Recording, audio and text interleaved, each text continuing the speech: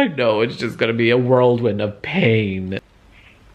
Suzanne Collins, you are sick and twisted. I need a moment.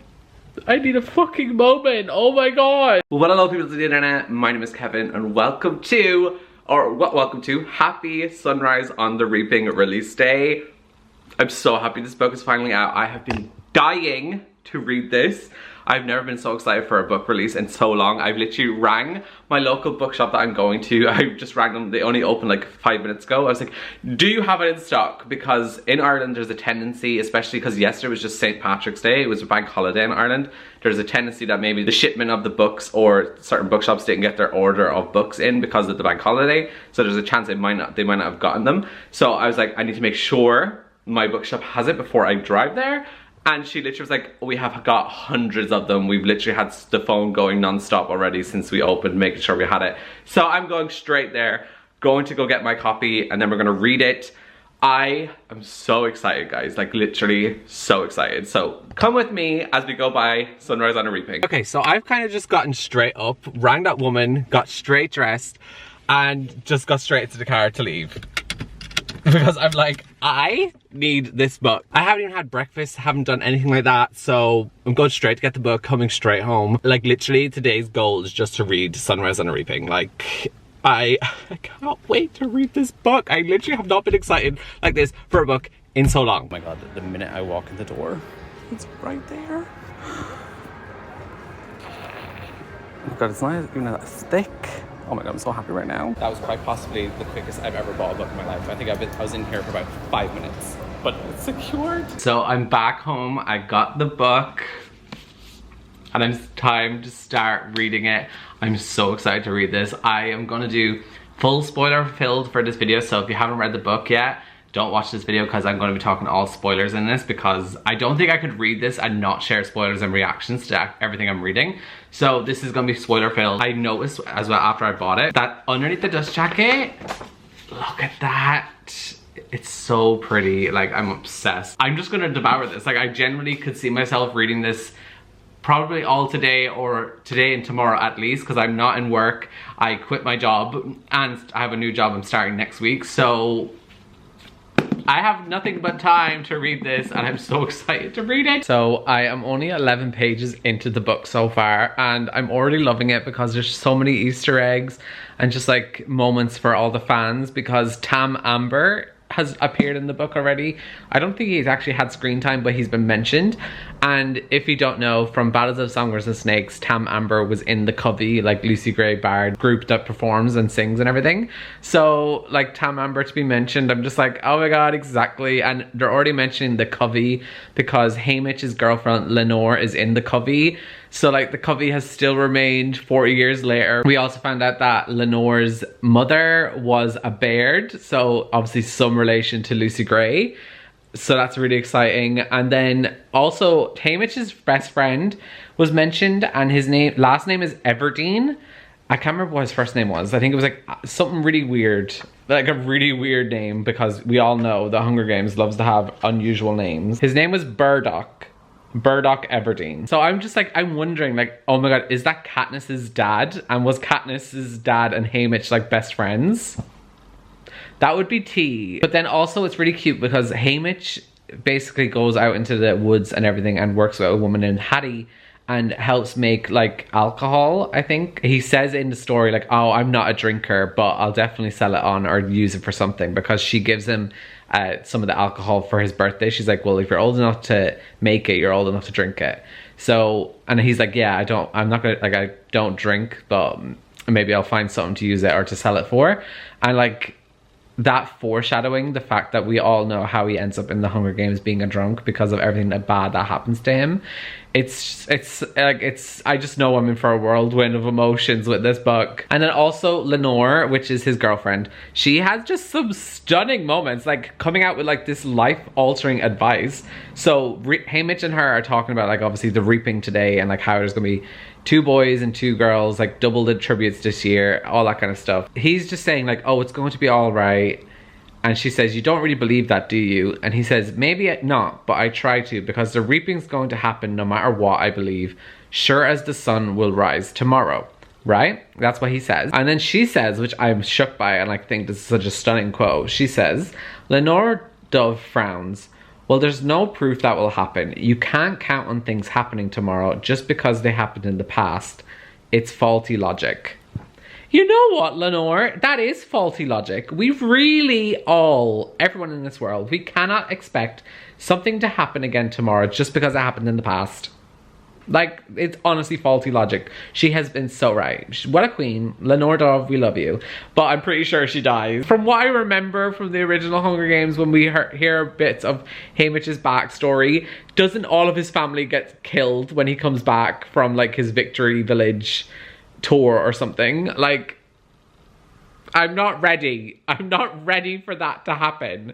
Because I'm already attached to Lenor, and I'm pretty sure she dies. No, not pretty sure, she does. Because she would have been in the Hunger Games with and Haymitch wouldn't have been a drunk. Like, and he literally just keeps saying, like, all he wants to do on his birthday is be with his girl, my girl. I know, it's just gonna be a whirlwind of pain. The way I just gasped at the reaping happening, and the two boys were announced and Haymitch's name was not announced. And I'm like, wait a minute, what? Like, I know this is Haymitch's games. He takes part in the 50th Hunger Games, what the hell? So I was like, something's clearly gonna happen. Like, maybe one of the boys is gonna, like, run away, or like some deal is gonna happen. But no, the guy who got a call to do it was Woodbine Chance, is his name. And literally when his name got announced, instead of walking up to the podium like with the other tributes, he runs. And all of the other people try to protect him. But at the end of the chapter, just when I'm thinking he might make it, all those Chance kids run like greased lightning. A shot, grease lightning, go grease lightning. A shot rings out from the Justice Building rooftop and the back of Woodbine's head explodes. Poor Haymitch, she was so close to not being picked. I just need someone in the comments to clarify this for me, because I don't want to go Googling things because I don't want to spoil myself. But I can't remember what Katniss's mum's name is, because there was a woman just mentioned in this called Astrid, and Haymitch went to her to like sell some of the stuff before the reaping, and she's like crushing on Burdock Everdeen. So my theories are thinking Astrid is Katniss's mum and Burdock is Katniss's dad, and they do become a couple, because there's hinting here before the reaping that like Astrid has a crush on him and like Burdock kind of likes her too. So I really think that they end up being Katniss's mum and dad, but obviously I don't know, and I don't want to Google it because I don't want to spoil myself. But it would make sense because they're 16, and obviously this is the 50th games. Katniss is 16 in the 74th, so trying to do maths here. They would have needed to have Katniss when they were during the 58 Hunger Games. Is that correct? Yes, that correct math. That brings us to 74th, and that could work because that means it's 8 years from the 50th. They're 16, they're 24, having their first child. That's so accurate. So I really think Astrid and Burdock are meant to be Katniss's parents. And love that little origin story. We also had a moment where one of the characters, I can't remember his name right now, but he was a Millark. So obviously Peeta's like uncle, father, probably his dad. So like just all these little tie-in and Easter eggs, I love it. Basically the way this happened, so Haymitch wasn't actually selected to take part in the Hunger Games. His name was not reaped. And he basically, the reason he got himself into it was kind of like volunteering. His girlfriend, Lenor, was trying to help the guy who was after getting shot that did actually get reaped. Because his mom was trying to keep his body, but the peacekeepers were trying to get rid of the body to cover it up and pretend then that Haymitch was actually drawn. Because Haymitch tried to defend his girlfriend, and then in the process ended up getting himself being selected as the boy tribute, because they were like, okay, we'll just use you instead. And they're like, what's your name? And then they just pretended to write his name down, draw it out of the bowl when they were doing it. And that's how he ended up getting himself selected. So love that. They're going off now on the train to the capital. Guys, the feelings and the vibes of this book, I am so obsessed already, because it's just reminding me so much of how I felt when I read The Hunger Games for the first time.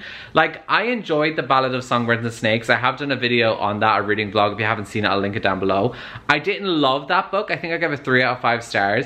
I always said when I read that book, it would make a better movie. Based on The Ballad of Songbirds movie, I love that movie. and it's actually one of the rare occasions where I prefer the movie over the book. With this one, I'm reading this and I was scared they were going to do something similar with Haymitch's story and have it be the same kind of structure of A Ballad in Songbirds of Snakes. Like, I thought that's maybe how Suzanne Collins was going to go about it. But the way this is written so far, it's following like the same narrative or same structure that we know from the original first Hunger Games book. And like following the build up to the reaping happening, getting sent off in the train. Like, it's following the narrative that we know. And obviously it might not stay like that, because I imagine Suzanne Collins is going to want to add some new nuances, some new things obviously to the story. But I have a feeling it's going to follow the same narrative and we're going to actually just see the games properly. I'm so happy because this is obviously what I've wanted. Like, us fans have waited for this moment forever. I'm also sorry the lighting is so awful. I swear to God, the lighting in my apartment hates me. And like, windows are literally open, so there should be natural light, but I'm also just in Ireland and the natural light hates me.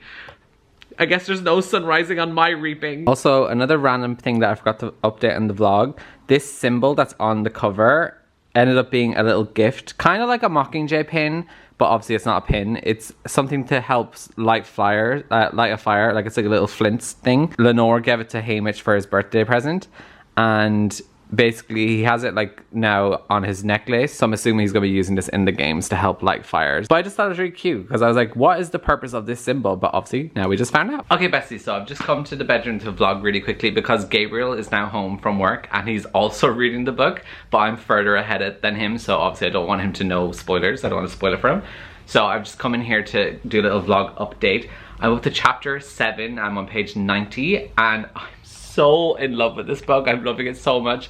The nostalgia I'm feeling, it just feels so much like I'm reading the first Hunger Games book all over again. And I love it. I feel like I've been transported back in time. The nostalgia is winning. I have loads of thoughts and feelings. I just had a huge Easter egg happen at the end of chapter 6 and I'm shook it. So obviously everyone knows Lucy Greybeard was the first winner of the Hunger Games for District 12. And that was back on the 10th Hunger Games. This is now the 50th, so it's been 40 years since that one. She has been like, no one knows where she is. Like, her footage of her games is kind of like scrapped. No one sees it. No one really knows that there was a winner, even though there was. Like, people just don't think she's still alive, all that kind of stuff. And usually the previous winners of your district mentor you before you go into the games. So obviously there's no mentor for District 12 that's alive to help Haymitch and everything. So they get given mentors from other districts that have won that aren't using their previous winners. So they're after getting 2 mentors, and it's Wyrus, which is obviously Wyrus we know from Catching Fire, the one who's like TikTok, like the TikTok queen. She would have loved the TikTok app. Then we also get another mentor for them, and it's Mags. Mags, our icon queen, sacrificing queen who runs into the mist and saves Finnick. I love Mags. We have a young version of her and she's speaking because she literally comes up to Haymitch and it's like, I'm so sorry about Luella, which by the way, Luella died. And when Luella died from falling off her carriage, Haymitch comes to and he's just like, oh, I'm bleeding. Oh, thank God. At least I won't have to go through the arena and everything. I'd like to die with dignity. And then he realizes Luella. Guys, I actually felt tears when it happened. I was like, no. Especially because she was only 13 and literally she said to Haymitch like they were going to be allies and she was just like, me and you, hey, till the end. And then she dies before the Hunger Games even starts. It was so sad. And then Mags, the first thing she says to Haymitch is literally, I'm so sorry about Luella. So like the fact that Mags is speaking, because obviously in Catching Fire she's like mute, she's not speaking anymore. She's going to be with Haymitch's mentor. And now like I'm just thinking back to Catching Fire the movie when Haymitch literally says to Katniss, because Katniss is like, oh, she's old, like she's gonna be useless or whatever, and then Haymitch is just like, well, I hope when she does go it's gonna be quick, she's actually a lovely lady. And now we know how he knows she's a lovely lady, because she's his mentor. I love all these Easter eggs so much. There was also a little boy who came over and talked to Haymitch from District 3. His name was Abert, or what was it, Abert? Hold on, Ampert. And he came over to Haymitch and wanted to ally with him because like all the other districts are trying to like team up against the career districts, so 1, 2, and 4, and like attack them. And he was trying to like get Haymitch to join their alliance, which was so cute, but obviously I know he's gonna die. Okay guys, I'm on chapter 8. I'm on page 108 of the book. And another gasp has just come from me, and honestly tears, like I've teared up and nearly cried, because we just found out that Ampert, that little boy that was trying to like get Haymitch to be on his like allies and stuff, we just found out that his dad is BT, aka catching fire guy who knows to do the tree and like to electrocute it to break the arena so that they can get out.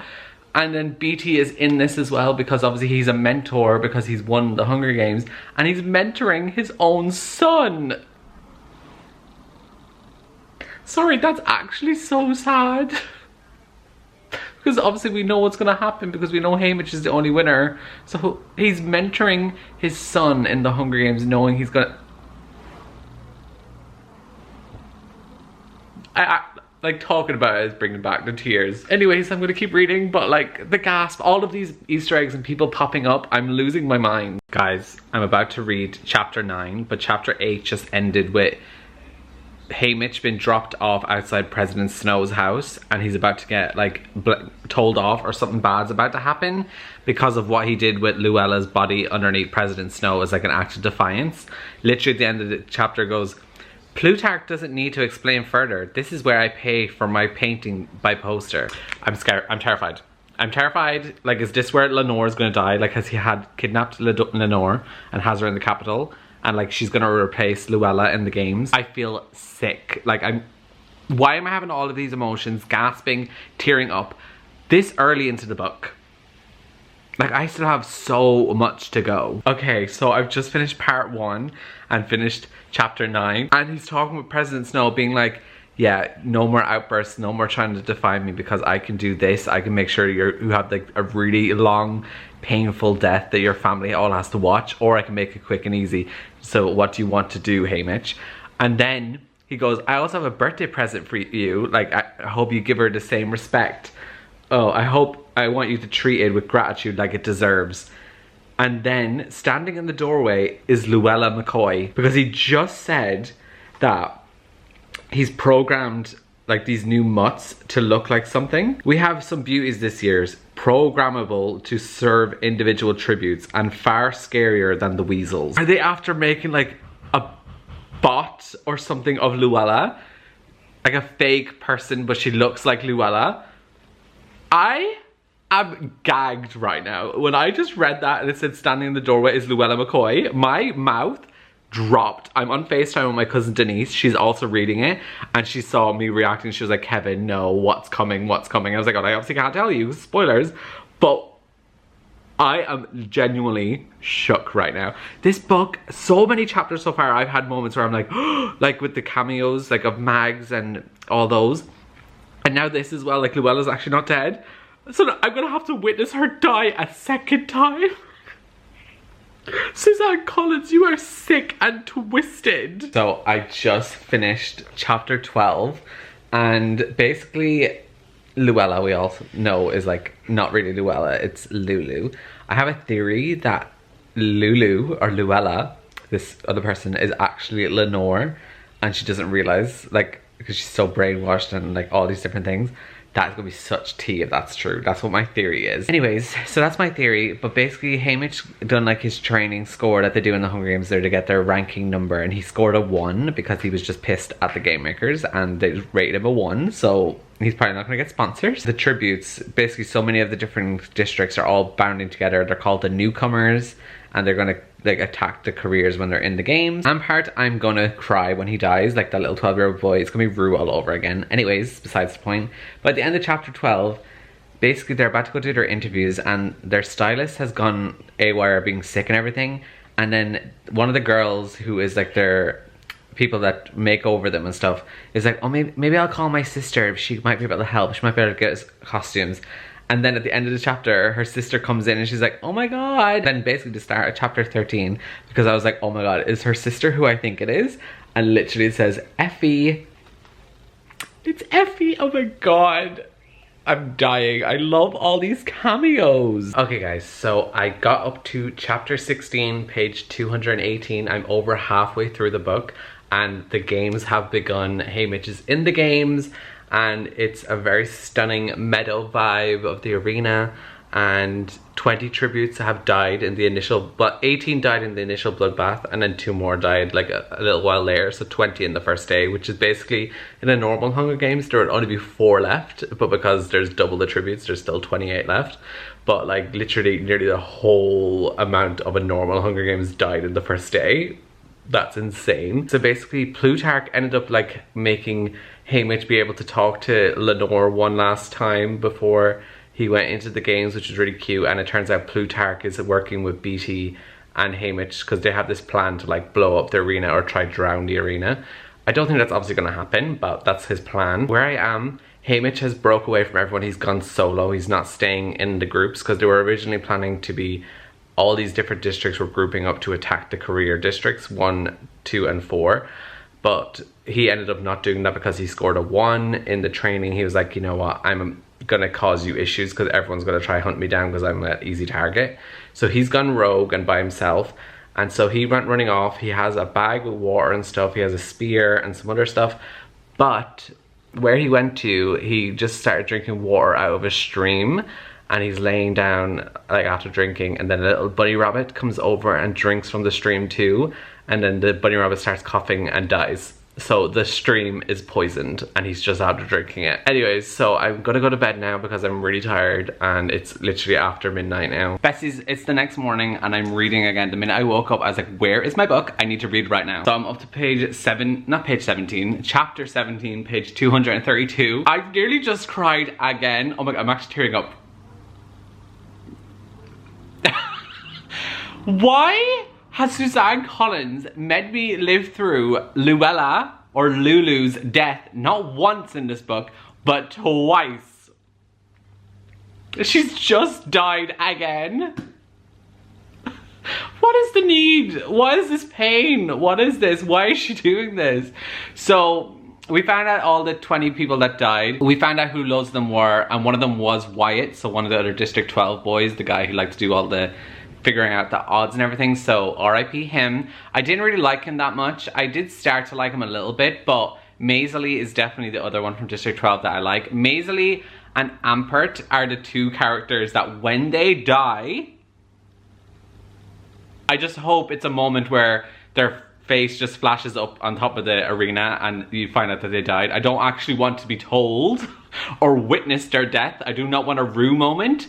I do not want a Luella moment. Like, just let me know they died. I don't want to see how. I don't want to know when or where. I don't want to witness Haymitch witnessing it happening. I don't want it. Just let them die and let me know that they died, because I know they're going to die, because I know Haymitch is the only one who lives because he wins. I have remembered, I have read the part in Catching Fire where they describe Haymitch's games so many times, but I had forgotten bits and pieces because I was getting confused with other games that happen.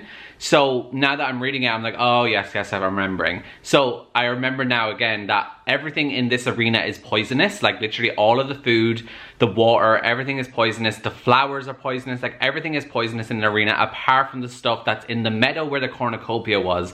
And obviously the supplies in the bags in the cornucopia. So like Haymitch had water and some food in his bag. So he's able to eat that and drink that water without the poison. But when he drank the water at the stream, it was poisonous. He ended up fixing himself because he had these like charcoal tablets in his bag that like help immune the poison. Basically everything is poisonous, and Luella found him. He was hiding somewhere and Luella found him because she has this like tracking thing in her ear, which I'm assuming the game makers are talking to her. It was told to find Haymitch, find Haymitch. And so she found Haymitch. They've been working together. He's been trying not to get her killed because she just wants to eat everything, and obviously everything's poisonous. And then they found these flowers, and one of the flowers was one that's probably from her home district, because we don't actually know who Lulu is. Like, she looks like Luella, but it's not Luella, like, because obviously Luella died, and whoever this person is just some random child that was used. Then Lulu ended up going and smelling one of the flowers because it reminded her of her home district, and she was smelling it for so long, and then Haymitch went to go get her away from it because he was like, it's probably poisonous or whatever. She started coughing, blood was coming out of her eyes, her mouth, and she's after dying. Like, why has Suzanne Collins put me through her death twice in one book. Okay, quick little mini update. He just got attacked by butterflies that have like electric shocks, but he found like his secret tunnel that he can go to try blow up the arena like his plan was. But we just found out that Wyatt died from panache. The District 1 career killed him because Ampert has met up with Haymitch, and I feel sick. I feel like something bad's about to happen. I'm not ready for Ampert to die. No, no. Okay, I'm gonna live react. Ampert and Haymitch, I think, are about to go down the little like trap door where the mutts come from to try blow up the arena. So I feel like something bad is about to happen, and I was like, you know what? Let's live react. Not Haymitch telling Ampert he's the best ally ever. Nah, that's gonna be like their final words to each other. Oh my god, he's being attacked by bats. Oh my god. Claws sunk into my thigh. Ew. The bats seem to have died from the initial blast. When I get my breathing and shivers in check, I call for Ampert above me. In the dim light of the fake moon, I can see the spear still propping open the burn, but no sign of him. Oh no. No, no, he's gonna be dead. No, no, no, no, no. Okay, okay, let's just keep going, but I'm not feeling good. Something isn't right. He wouldn't leave me to fend for myself. No sign of Ampert, but no sign of a struggle either. What has led him to abandon his post? Hundreds of squirrel-like creatures swarming around in their gorgeous golden clothes, their eyes shining as lit from within. Cute in a way, but too hyper, bouncing from branch to branch, gnashing their long rectangular front in squirrel mutations. Oh my god, the fucking squirrels are eating him. Okay, so now the squirrels have just run away. And then he says, panting, I watched them fade away, then I turned back to what I am meant to witness. A small white skeleton stripped clean to the bone. No flesh or clothing remains. Only an axe at its right side. My knife at its left. My lips move but no sound comes out. Buddy? I stumble forward, spotting his tracker. Oh my god! What the fuck, Suzanne Collins? What the fuck? No, what the actual fuck? How the fuck are they gonna do that in a movie? Ampert's meant to be a 12-year-old boy, and we're gonna have to watch him be eaten alive by fucking squirrels to the point where there's only bones left.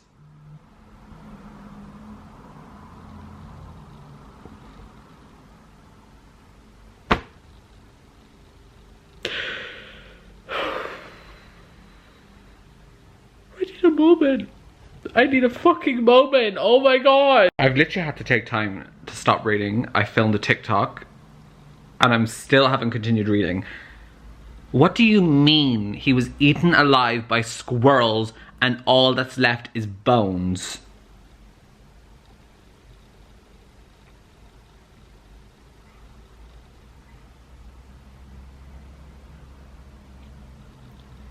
I've not even finished the book yet. I'm not even finished the book yet. Okay, updates on the vlog. So, basically, Haymitch has finally killed someone. He killed one of the boys and one of the girls from District 4 because they came up and attacked him as he was walking around, and so did Panache.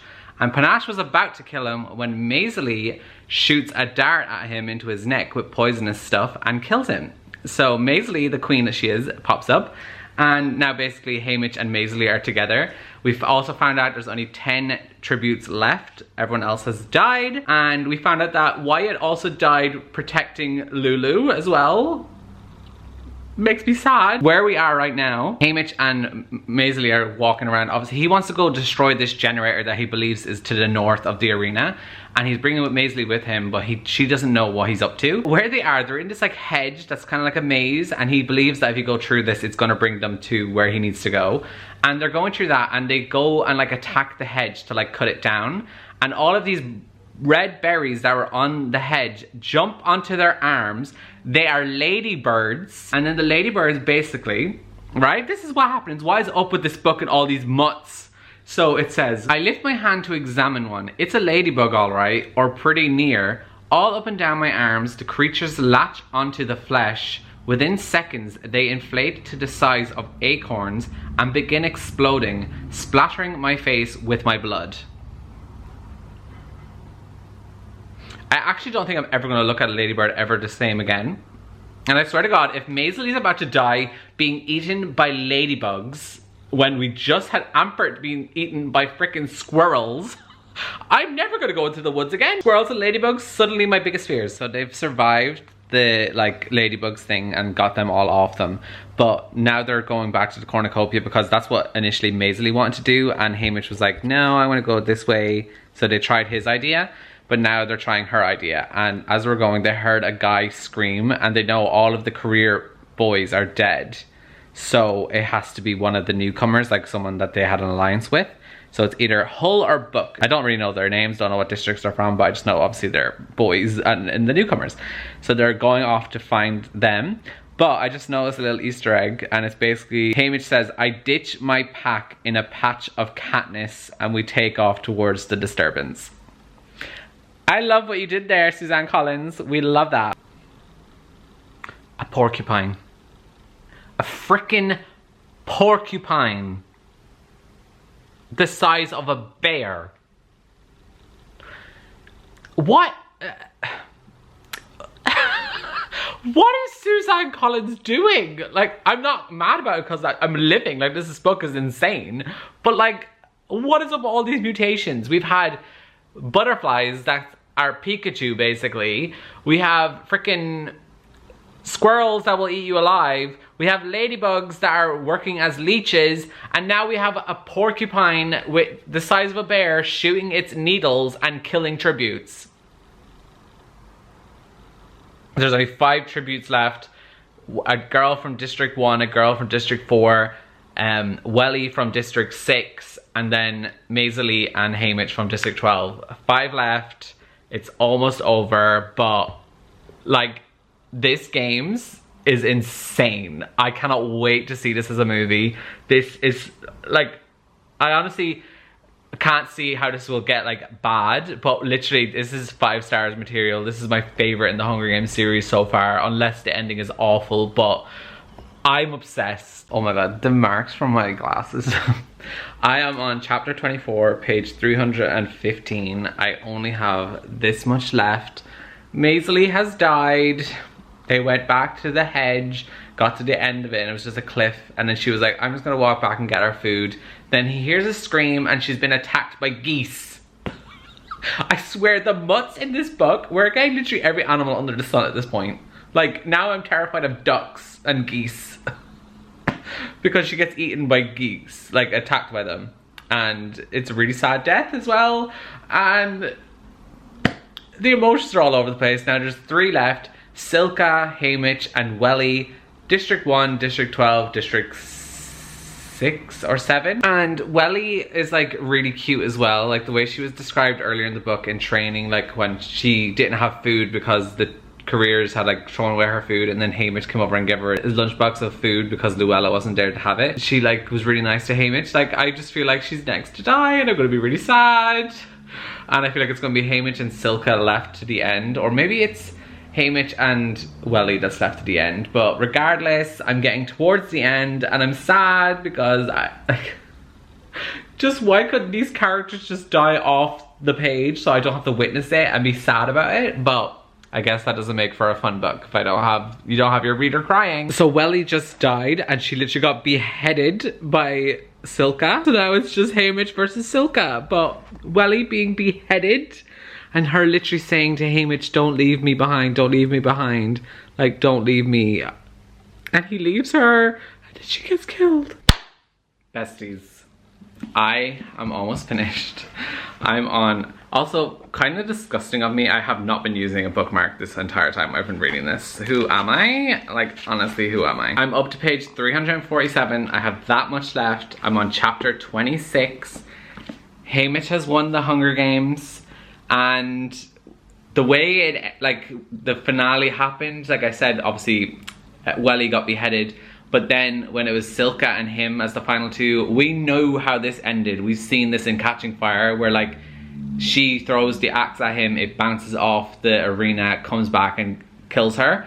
We knew that. That was already told to us in Catching Fire. So that happened. It was so fun to read though, because also really graphic. Like, Haymitch was literally dying with like his intestines literally about to come out. Like, This book is so graphic. I'm just so interested how they're gonna make this a movie. Like, usually I think these movies are 12s or PG, in America PG-13, but in Ireland like 12. I can't see them making this movie that like age rating. Like, they're gonna have to rate it a bit higher because the deaths in this are so brutal compared to all of the other books. I'm really interested how they're gonna make that, and I'm honestly so excited. Like, this is 100%, unless this goes to shit and is awful and ruins the whole book, this is my favorite book in the Hunger Games franchise. Has to be. 5 out of 5 stars. I am obsessed with this. I have devoured it. Loved every second of it. Cried. Teared up. Felt all the emotions. Gasped at like Easter eggs and everything. So I'm here for it. But he has woken up after winning the games. He has been stitched up. Everyone wants to see his scar. He's doing like his interview speech to say like he's the victor. He's gotten his victor crown. And they've orchestrated all of the games, like him trying to do that bomb to blow up the arena and like sabotage all the things with Ampert and all of that planning that he was doing. They wiped all that footage, did not include it in the edit that was shown to everyone else. No one knows that that's what he was doing. The way Ampert died, it made it seem like Ampert just got attacked by squirrels, that Haymitch wasn't even with him, removed Haymitch out of the picture. Like, really orchestrated the stuff that you saw and the propaganda of it all. It's very fitting for today's world, so I can understand the message Suzanne Collins is giving with this. I love this book so much, and literally at the end of it, President Snow just gave Haymitch his crown, and Haymitch says, I guess Snow lands on top, because he knows President Snow is pissed at him because of what he was trying to do, because obviously President Snow knows that he was trying to blow up all these things, and at one point he killed game makers in the actual Hunger Games, everything. Like, Snow knows all that, and he's like, yeah, that's not gonna go unpunished. Like, what do you think I am? I punished Beatty by putting his own son in the Hunger Games. Like, you're fucked. And I know he's fucked because I'm pretty sure all of his family is about to be killed. He literally says to Haymitch at the end of it, enjoy your homecoming. That's clearly a warning to be like, yeah, enjoy going home because everyone's dead when you go home. I'm not ready. The next time I vlog with you guys is going to be me reacting to the epilogue. There's a person I follow on TikTok called Yayan. He said like the epilogue will break you, so I'm gonna film my reaction to the epilogue. That's the next clip you'll see from me. I know I said I wasn't gonna vlog until I read the prologue.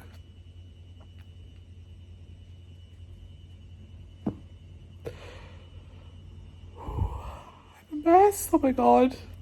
So, Haymitch's mom and brother just died being burned in their house, and then he meets up with Lenor thinking everything's gonna be great, and they're reuniting and everything, and they start eating sweets that Sid gave to Lenor when Haymitch got reaped at the first time, and she kept them underneath her bedroom pillow. And he thinks they're eating those again, okay? That they're eating them. And then realize that that's not what they're eating. They're eating poisoned berries that Snow gave. So basically, Haymitch has been sitting with her and they're eating, having this moment, and she's after eating poisoned berries. And she's just after dying.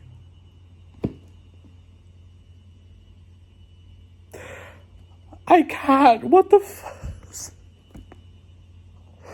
Oh my god. Sorry about the lighting again. The sun is setting right now. The sunrise on the reaping is ending. And I'm at the epilogue, so we need my live reaction. And this is literally a page long. And I've been in my feels about this because like Haymitch has started drinking everything. And every night in his dreams, he's haunted by his Lenor dying and everything. And like, it's the Haymitch we know. And he's literally saying, I know every year on my birthday, I'm gonna have to mentor one male tribute and one girl tribute from our district to mentor to their deaths another sunrise on the reaping. Yep, anyways, here we go. I'm gonna read the epilogue now. Oh my god, he's talking about like Katniss growing up and everything, and he's like, I didn't want to let them in, her and Peeta, but the walls of a person's heart are not impregnable, not if they have ever known love. Oh my god, that is such a beautiful quote. Oh my god, Katniss is in this. She just had a line. She's the one who finally kept that sun from rising.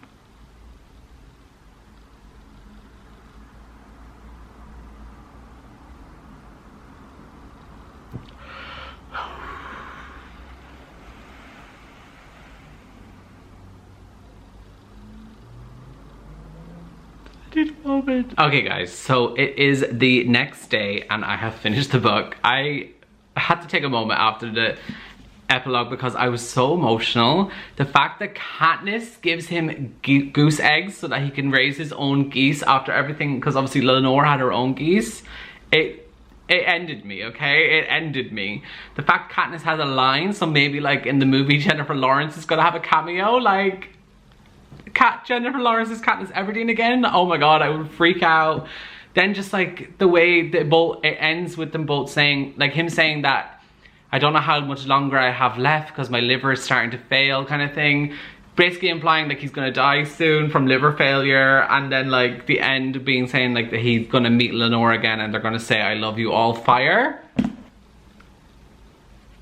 No, the fact that he said like that he started calling Katniss sweetheart again, like, and we know now it wasn't to be patronizing, we know the meaning behind like him calling her sweetheart, like he actually meant it. It was just too much. That epilogue was too much. I love this book, guys. 5 out of 5 stars. This is my favorite Hunger Games book. I love this so much. I've only read 2 books so far this year, but it's my favorite book of the year. I also want to mention something as well that I just didn't give enough hype and mention how much I was obsessed with Maisie Donner in this book as well. She was probably my other favorite character apart from Haymitch throughout the whole book, because Maisie was such a diva, such an icon. Like her on screen is gonna be so much fun. Like the way I felt about Maisie in this book is the way I felt about Joanna when I first met her in Catching Fire. Like I was obsessed with Joanna and how sassy she was. I'm obsessed with Maisie for the exact same reasons. I think I actually might even like Maisie a bit more than Joanna just because the delivery, like when she slapped back Drusilla on the train when they were going to the Capitol, iconic, what a diva. And also like the section where they're having their interviews and she's just roasting the audience, being like, what's that outfit? Like, I can't believe you came here. Like, I'm poor and I dress better than you. Like, absolute diva icon. I love her. And her death was really sad. Like, it's gonna be really sad to watch. So beautiful, so heart-wrenching, so accurate and important in today's world. Like, the political message in this book that Suzanne Collins had as well around propaganda and like how everything can be orchestrated to make us believe a certain thing when that's not actually what's happening. So well done. I think her writing was amazing in this book. Let me know down below in the comments what you thought of it. Did you love it as much as I did? Did you not like it? What? Just let me know. Let's have a discussion in the comments. I would love to talk about this book. But yeah, other than that, guys, that's going to be it for this video. Please give it a like and subscribe if you're new, and hopefully I will see you again in another video very soon. So until then, I will see you guys all next time in my next video. So goodbye, guys.